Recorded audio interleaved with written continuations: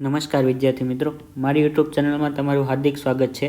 આ વિડીયોમાં આપણે ગણિત ધોરણ 8 પ્રકરણ 15 આલેખનો પરિચય તેમાં સ્વાધ્યાય 15.1નો અભ્યાસ કરીશું। વિદ્યાર્થી મિત્રો, આપણે સ્વાધ્યાય 15.1ના 1 થી 3 જે દાખલાઓ છે તે આગળના વિડીયોમાં ગણેલા છે, ત્યાંથી તમે જોઈ શકો છો અને એ વિડીયોની લિંક આ વિડીયોની નીચે પણ આપેલી છે। આ વિડીયોમાં આપણે દાખલા નંબર 4 થી આગળના દાખલાઓ ગણીશું। વિદ્યાર્થી મિત્રો, જો તમે આ ચેનલ પર નવા હોય તો ચેનલને સબસ્ક્રાઇબ કરો અને તમારા મિત્રો સાથે શેર કરો। હવે આપણે જોઈએ દાખલા નંબર 4। નીચે આપેલા આલેખમાં કોઈ એક સપ્તાહના દરેક દિવસ માટે પૂર્વાનુમાન કરેલ તાપમાન અને વાસ્તવિક તાપમાન દર્શાવેલું છે।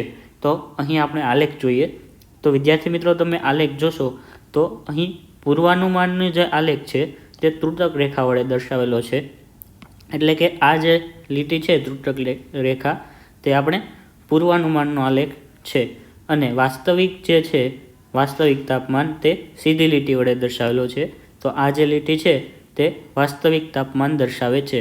અહીં આપણે આલેખમાં જોઈએ તો વાય અક્ષ ઉપર તાપમાન આપેલું છે, જેમાં 5, 10, 15, 20, 25, 30 અને 35 સુધીનું તાપમાન આપેલું છે અને એક્સ અક્ષ ઉપર છે તે દિવસો આપેલા છે, સોમ, મંગળ, બુધ, ગુરુ, શુક્ર, શનિ, રવિ, એટલે અઠવાડિયાના 7 દિવસો અહીં આપેલા છે।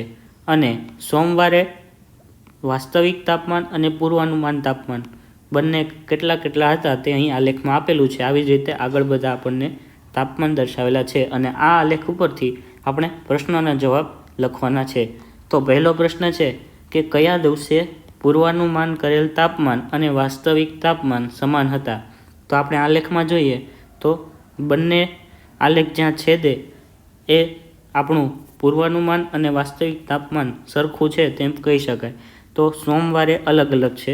મંગળવારે જોઈએ તો બંને એક જ બિંદુ પર છે, 20 ડિગ્રી સેલ્સિયસ પર, એટલે કે મંગળવારે પૂર્વાનુમાનનું તાપમાન અને વાસ્તવિક તાપમાન બંને સરખા હતા।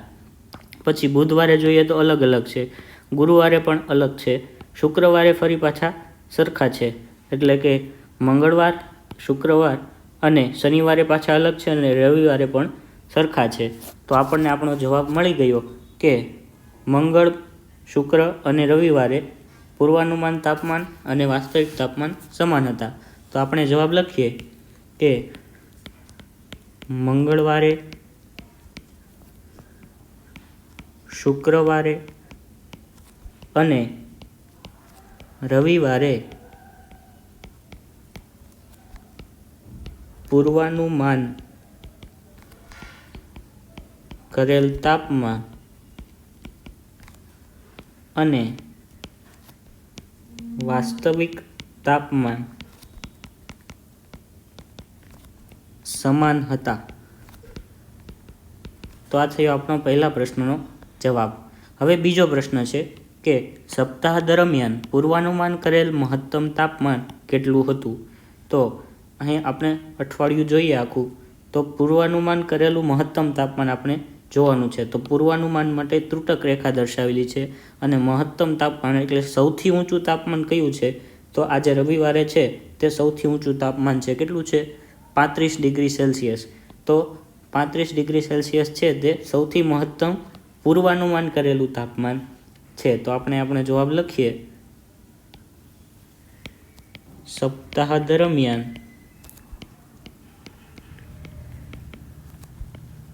પૂર્વાનુમાન કરેલ મહત્તમ તાપમાન 35 ડિગ્રી સેલ્સિયસ હતું।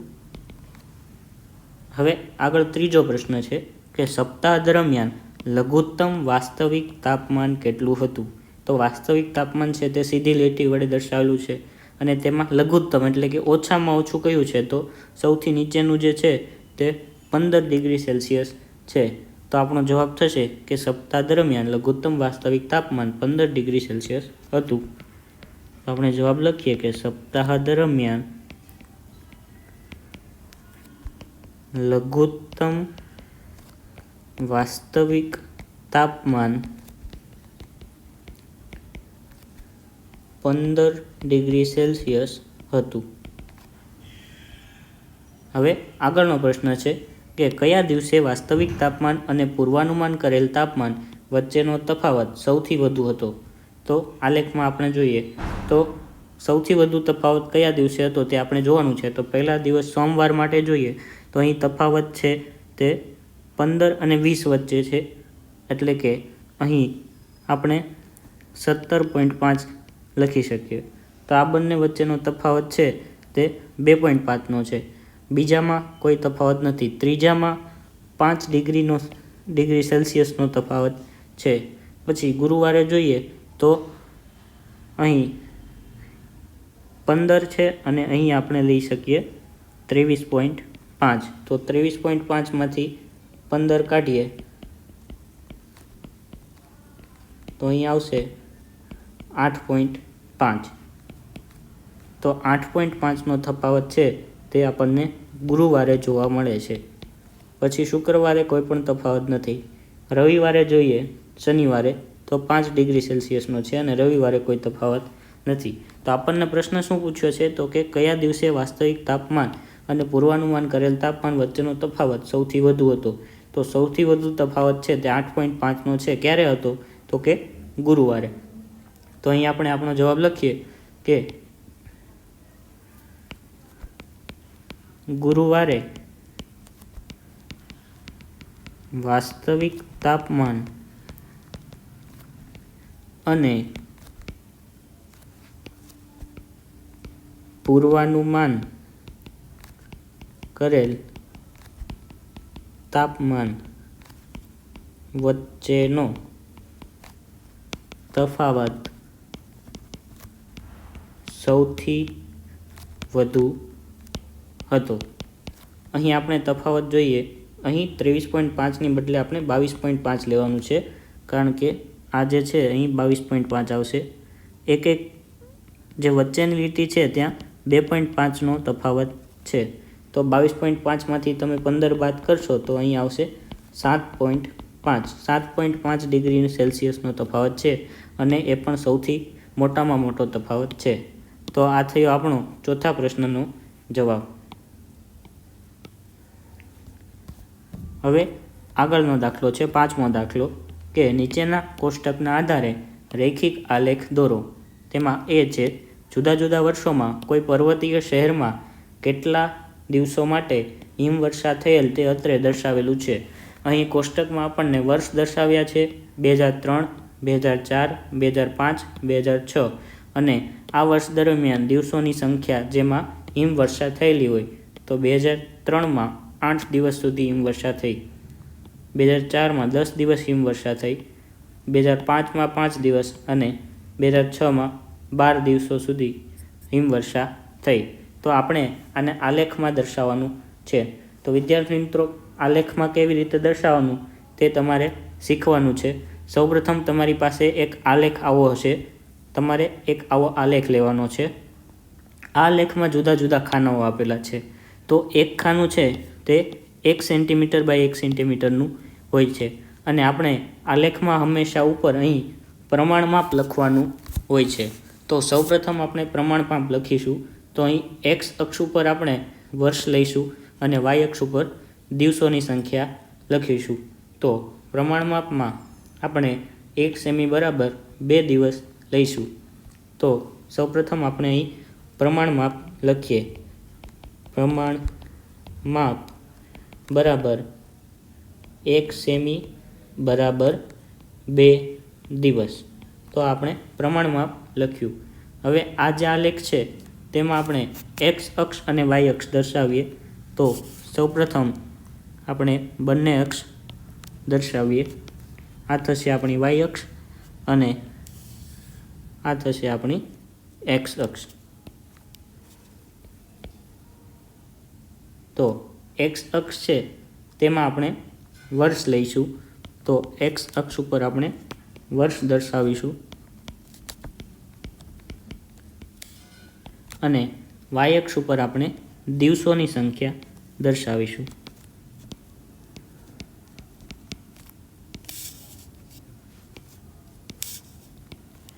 હવે વર્ષ છે તે આપણને ઉપર આપ્યા છે તો જોઈએ 2003, 4, 5 અને 6।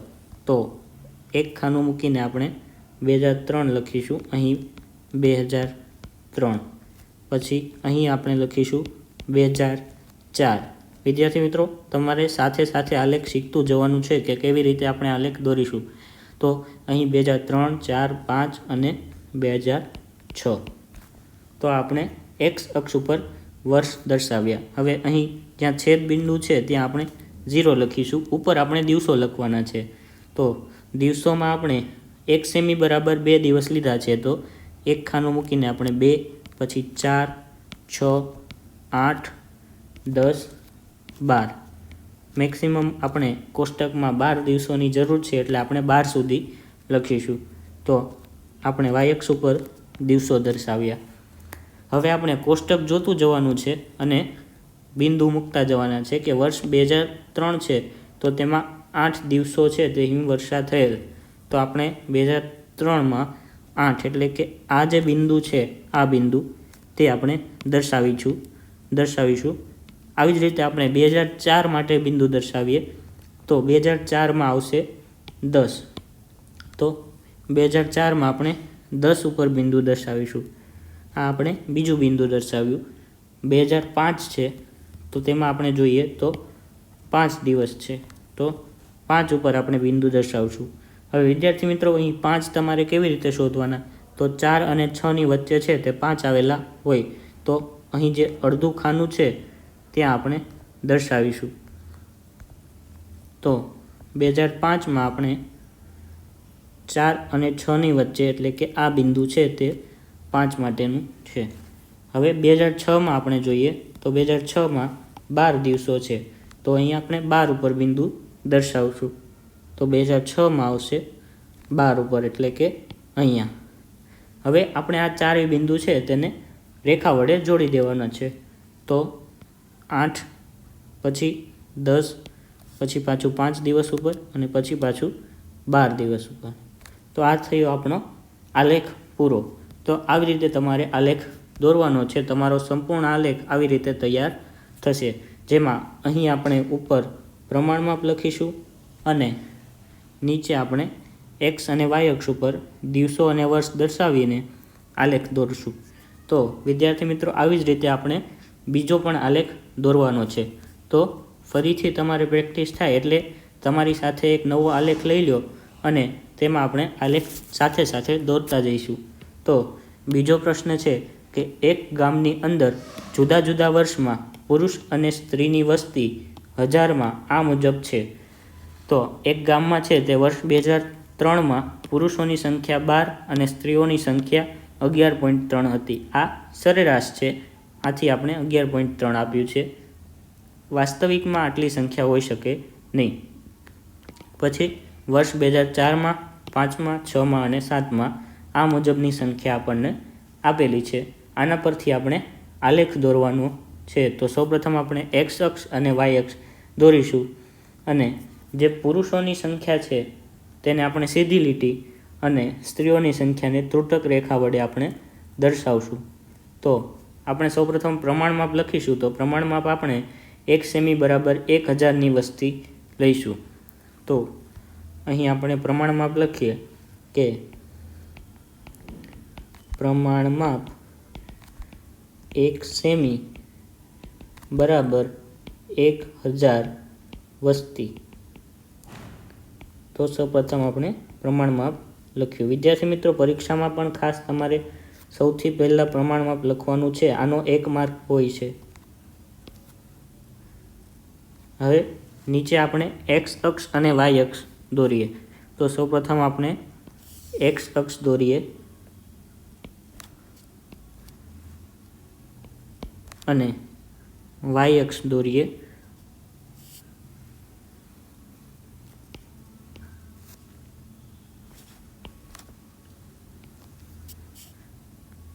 આ થશે આપણી વાય અક્ષ।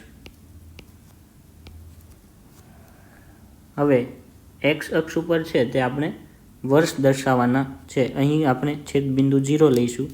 અહીં એક્સ અક્ષ ઉપર આપણે વર્ષ લખવાના છે। ક્યાંથી ક્યાં સુધી છે? તો કે 2003થી 2007 સુધી છે।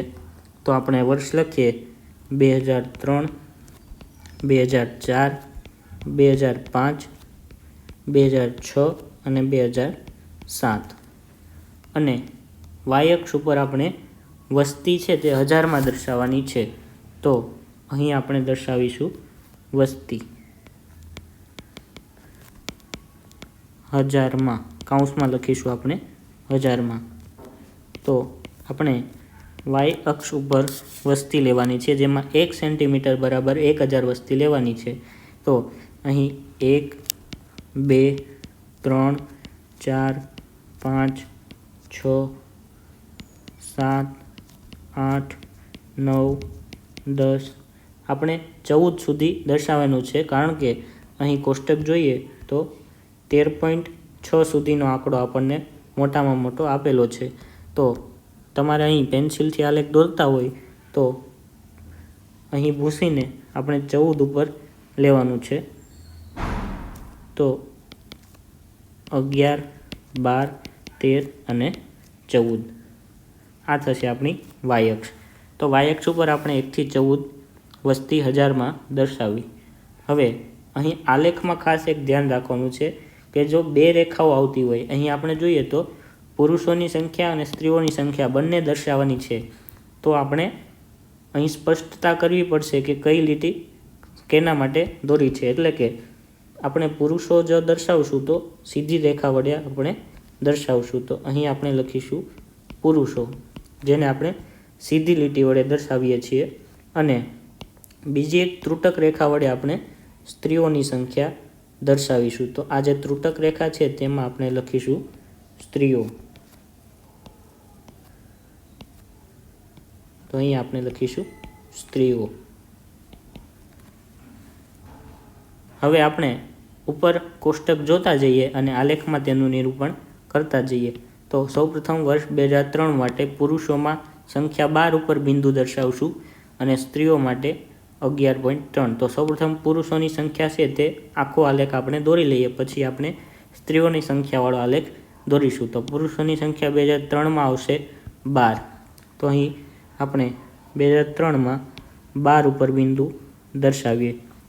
પછી 2004માં 12.5 છે, તો 12 અને 13ની વચ્ચે.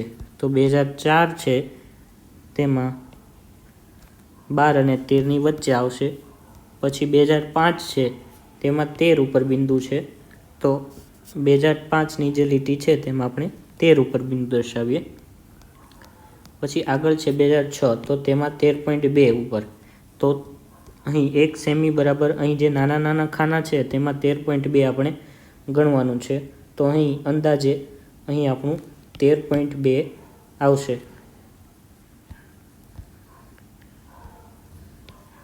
પછી આગળનું છે તેમાં 2006 છે,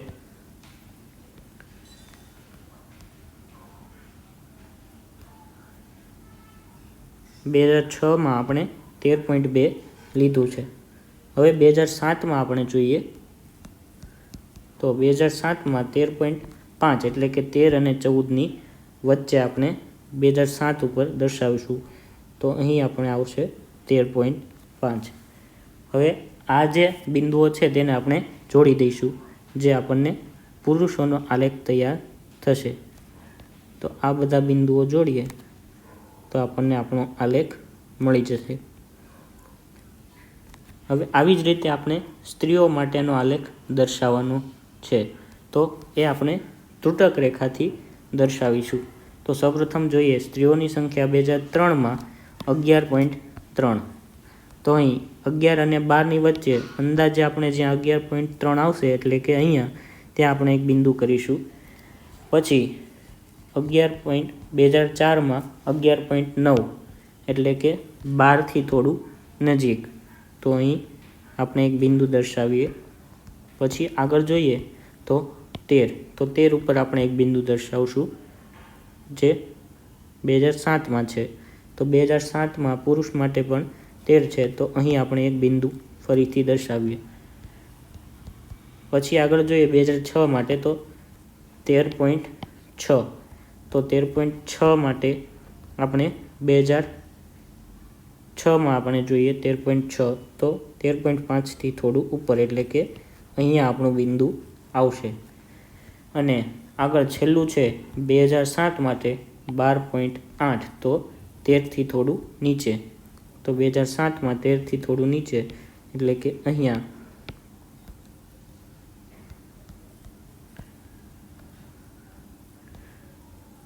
13થી થોડું નીચે 12.8 એટલે કે અહીંયા આપણું બિંદુ આવશે. તો આપણે બિંદુઓ દર્શાવી દીધા. હવે આપણે આને ત્રુટક રેખા વડે જોડી દઈએ તો આપણે સ્ત્રીઓ માટેનો આલેખ તૈયાર થઈ જશે. તો આ જે બિંદુઓ છે તેને આપણે ત્રુટક રેખા વડે જોડીશું.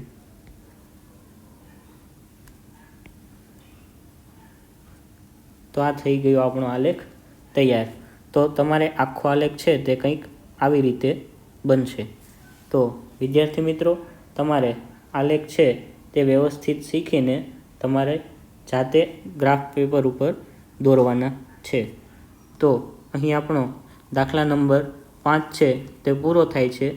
વધુ દાખલાઓ આપણે આગળના વિડીયોમાં જોઈશું. જો તમને આ વિડીયો પસંદ આવ્યો હોય તો તમારા મિત્રો સાથે જરૂર શેર કરજો. અને આગળના વિડીયોની લિંક આ વિડીયોની નીચે પણ આપેલી છે, ત્યાંથી તમે જોઈ શકો છો. Thank you.